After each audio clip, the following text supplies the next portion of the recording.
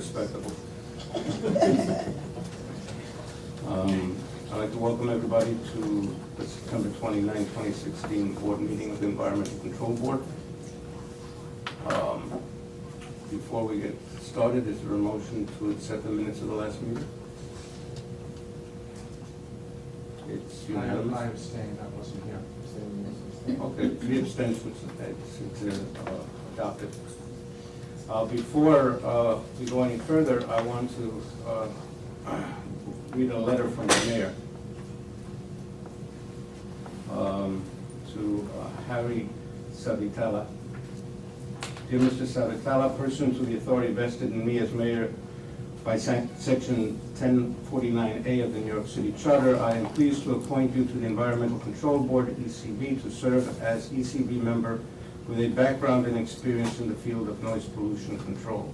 Your appointment is for the remainder of the 4-year term expiring on March 5, 2019. On behalf of all New Yorkers, thank you for sharing your time and skills with the Environmental Control Board. Sincerely, Bill de Blasio, Mayor. And here's Mr. Savita. Thank you for being here to your inaugural meeting. Thank you for having me.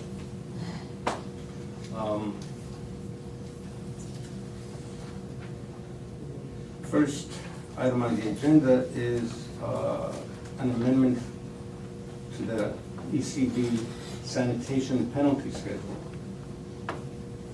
Good morning, Simone Saloom, Assistant General Counsel with Oath, and as the Commissioner said, up for adoption is the final rule which repeals certain provisions of the sanitation penalty schedule related to sweep out, throw out, and those all fall under Ad Code 16-118.1.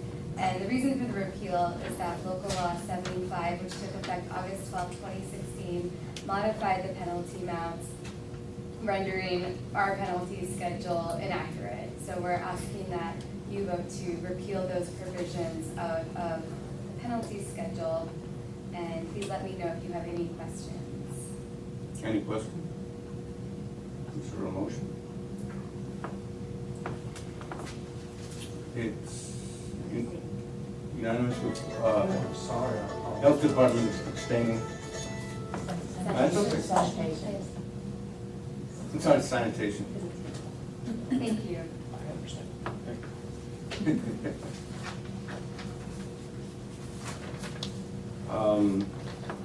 DEP has requests for cease and desist orders.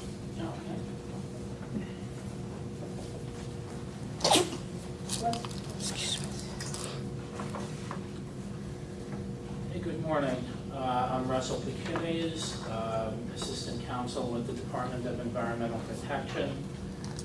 DEP has a number of cease and desist orders to request from the board this morning. And since we do have a new board member, I'll go into a little bit more detail than normal, and also I think a short agenda. So a little bit more detail than normal about what these are about. Thank you. The first group of 27 requests relate to failure to install backflow prevention devices. In each of these cases, the building owner has been ordered by DEP to install appropriate backflow prevention devices on the water services to the premises. The determination that a building requires a backflow prevention device is made by DEP after inspecting the building, and that's in accordance with guidelines established by the New York State Department of Health. In each of these cases, the building owner has failed to comply with the order and has then been issued a summons, which they have either defaulted on or been found in violation of. And in each of these cases, the building owner has still not complied with the requirement to install the backflow prevention device. So in each of these 27 cases, the department is asking the board to issue an order to cease and desist. Are there any questions? Is there a motion? It's adopted unanimously with 1 abstention. Thank you. The next one is a request from the Bureau of Wastewater Treatment. This is in the matter of 1560 Bronx River Deli Grocery Corp. 1560 East 174th Street in the Bronx. Based on an inspection that was done by DEP in January, an order was issued to the respondent, which is a restaurant or deli, to install a grease trap on their sink and to submit written proof of proper grease disposal. When they failed to comply with that order, the department issued a series of summonses, which were scheduled for hearings in April, June, August, and September 1st of this year. The respondent has defaulted as to all of those summonses, has still not installed the required grease trap, and failed to appear for a mandatory compliance meeting on August 24th. Due to the failure of all of this enforcement activity to get the respondent to comply, the department is asking the board to issue an order to cease and desist. Any questions? Is there a motion? Again, it's unanimous with one abstention. Thank you. The next two cases involving Charles Williams and Kazi Zakaria are of a type that we have not asked the board to issue an order to cease and desist for in a while, I think 4 or 5 years probably. These relate to failure to connect to the public sewer. Although it's probably not widely known outside of Staten Island, there are still a few parts of Staten Island where they don't have sewers yet, and they still use septic systems. And DEP is gradually installing sewers in those remaining areas. And when a sewer is installed, what the law provides is that all of the building owners, and these are usually homeowners, these are mainly residential areas, all of the building owners on the streets where the sewers have been installed receive a notice that says that they have 6 months to abandon their septic system and connect to the public sewer. And in the vast majority of cases, people are anxious to connect to the sewer.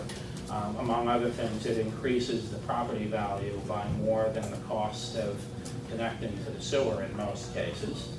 And in fact, the remaining neighborhoods that don't have sewers are usually clamoring for them. So usually most people hook up as soon as the sewer is available. But there are occasionally people who do not for a variety of reasons. They can be financial. It can be that they feel like their septic is still in good shape and they want to get as much use out of it as they can before they hook up to the sewer. So occasionally there are building owners who do not comply with the order to connect. And in those cases, we do issue a summons for failing to connect. And if people default on those summonses, we then come to the board for an order to cease and desist. Again, it's probably been 4 or 5 years since we've had any of these, but in these 2 cases, people had hearings in July, which they failed to appear for. It's been over 60 days since they went into default, and the department is asking the board in these 2 cases to issue orders to cease and desist. Any questions? Yes, Doug Swanson. In this instance, what does cease and desist mean for the resident? It will mean that they will have to come in to a cease and desist hearing and show a hearing officer that they have started the process to connect, and ultimately that they connect. Connecting requires you to get a permit from DEP, a permit from the buildings department, and a street opening permit from DOT, because you have to obviously open the street to hook up. So there are 3 permits that are involved. So they would have to come in, show the hearing officer that they've hired a plumber, and that the plumber is in the process of getting all the paperwork together, and then ultimately do the work. And if they fail? Well, I mean, theoretically, as the request says, the water supply to the premises could be terminated if they fail. Obviously, since these are residential locations, you know, I mean, we've already given them repeated notices, and, you know, they would get every opportunity before we would do anything. So hopefully, it's only 2 cases, and hopefully neither of them will come to that. Any other questions? How much does the process cost? Depending on the length of the connection, my recollection is approximately $2,500 in most cases. If it's a longer distance to the sewer, if people have a bigger front yard and it's a longer distance to the sewer, then it can cost a little bit more, but my recollection is about $2,500, $3,000. Any other questions? Is there a motion? It's unanimous with one abstention. Thank you. We now have a request for a cease and desist order under the air code. This one is also a little bit unusual because it involves a concrete plant. This is Advanced Ready Mix Corp. And the reason that there are 2 premises addresses is that their establishment goes through the entire block. So it fronts on both Johnson Avenue and Ingram Street. And so some of the tickets were issued for the Johnson Avenue address, some were issued for the other address, but it's a silo that is in the middle of the block. And it's all one facility. The silo has a certificate of operation from DEP for a dust control device that the silo is equipped with, which keeps dust in the silo and out of the surrounding neighborhood. This has apparently been malfunctioning at least going back to 2014 in the case of the first violation. And then we've been receiving frequent complaints this year about dust from this facility. They've been issued 4 summonses for not renewing the certificate of operation. And at this point, due to the repeated violations and the repeated failure to renew the certificate of operation, and for them to get a renewed certificate of operation, they would have to repair the dust control device, and it would have to pass an inspection so it will solve the problem that is plaguing the surrounding neighborhood. So based on that, DEP is asking the board to issue an order to cease and desist. Any questions? Is there a motion? Again, it's unanimous with one abstention. And finally, we have Cody Car Park, which is located at 555 11th Street in Brooklyn. This is a noise situation, but again, it's a little bit out of the ordinary because the source of the noise, this is a parking garage, the source of the noise is the elevator that brings the cars up and down. Apparently it makes a very loud noise when the doors open and close, which has been cited by DEP as unnecessary or unreasonable noise is actually the correct term. 3 times this year, in March, in June, and earlier this month. The respondent stipulated to the first violation, defaulted on the second one, and the third one is coming up next month. We are still getting frequent complaints about the very loud noise from these doors. And since the respondent has been cited repeatedly at this point, and failed to correct the problem, the department is asking the board to issue an order to cease and desist. Question? Motion? Unanimous. Thank you.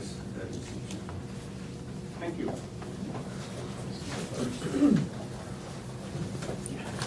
We'll have a report on pre-sealing orders from Kelly Corso. Good morning, I'm Kelly Corso, Assistant Director for Oath. And just going to give our new member a little background on what the pre-sealing reports are. As Mr. Paquides was saying, the issuance of the C&D order will require the respondent to appear at a special hearing. And the hearing is for the purpose of the respondent to show why their equipment should not be sealed. And after the hearing officer will issue a report which includes a recommendation to the board. And that report is going to recommend such things as no further action. For example, if the respondent has come into compliance with the code that they were cited violating, or that the order should be discontinued.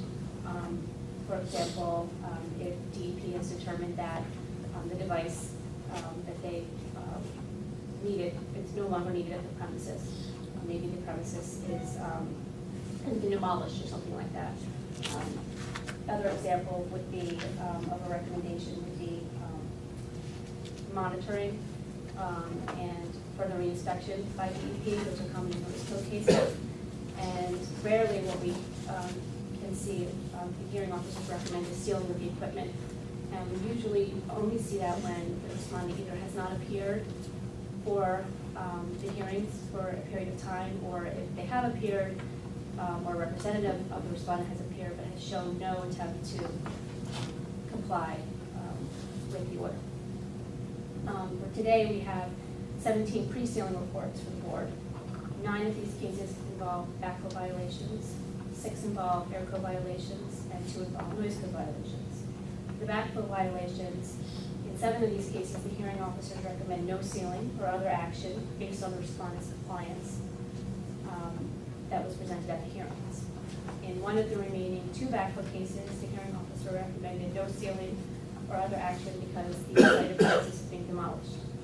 And in the final backflow case, the hearing officer recommended no sealing or other action based on a recent DEP inspection showing that no backflow prevention device is required at this time. For the air code cases, in 3 of them, the hearing officers recommend no further action based on the respondent's proof at the hearings that they have obtained valid operating certificates for the site of boilers and burners. In the remaining 3 air code cases, the respondents did not appear at the hearings. However, the hearing officers agreed with DEP's recommendation that the C&D orders be discontinued in these cases because the respondents have either obtained renewed operating certificates, bringing them into compliance, or they have removed the cited equipment from the premises. And the final cases are 2 noise code cases. In these cases, the respondents presented evidence at the hearings that work has been done to bring the site premises into compliance with the noise code. And in each case, the hearing officers recommend that DEP re-inspect the equipment, which were kitchen exhaust fans, and that the equipment remain unsealed only if DEP's initial reinspection and further reinspection for a period of 180 days show no violations. That's it. Any questions? Is there a motion to adopt the recommendations? It's unanimous. Just one second. Thank you. The Public Officers Law provides that when a board is considering questions of a judicial nature or disciplinary nature that may involve litigation, we can retire to executive session to do just that. And is there a motion to retire to executive session for that purpose? Unanimous. And I'll ask anyone who is not.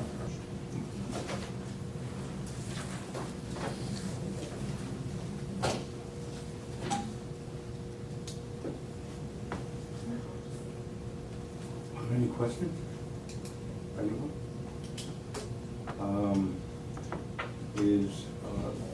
motion to adjourn? We adjourn.